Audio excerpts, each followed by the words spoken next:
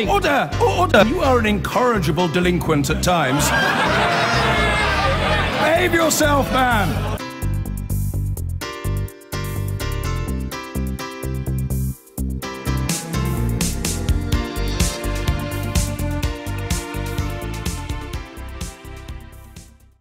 A BBC investigation has found that thousands of families across Britain have been left worse off by the cap on benefits introduced late last year.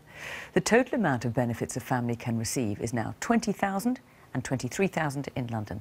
The BBC's Panorama programme surveyed councils across Britain and discovered that 67,000 households have been affected, and more than 7,500 families are now getting just 50p a week in housing benefit, though they can apply for help from a government fund. The government says the policy will encourage people back to work. Richard Bilton reports.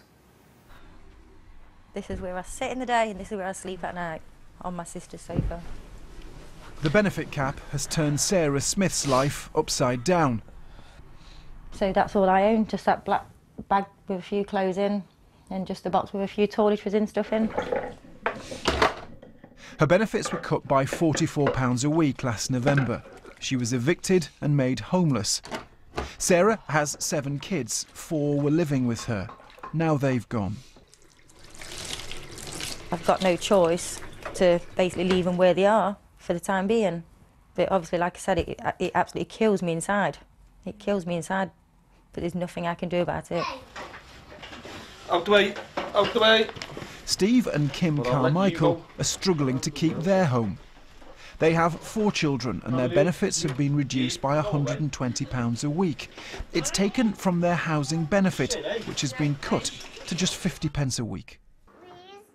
It's only 50p per week, so that's £2 a month, which they may as well keep.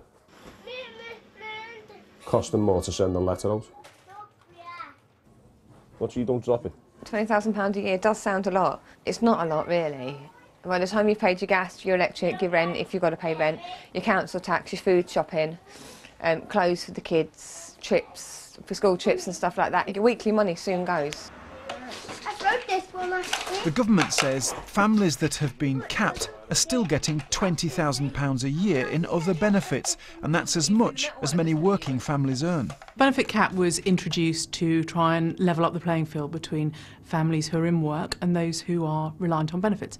And fundamentally what we sought to do was incentivise work, because we know that the outcomes for children will be better if they're in families that are working. Neither Kim or Steve has worked for nearly 9 years because of injury and ill health. No, do this. If between them they could find 24 hours of work in a week, their benefit cap would be lifted. Steve says he wants to find a job. I'd rather be able to stand on my own 2 feet and rely on myself rather than rely on benefits going in. I don't want to be relying on benefits.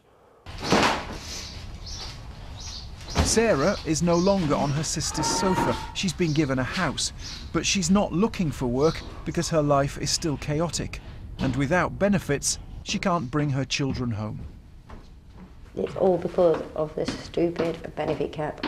If it weren't for the benefit cap, then I would not be living like this.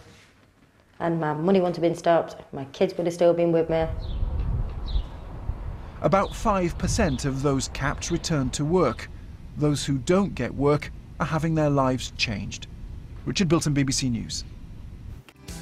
I've been getting away with it all.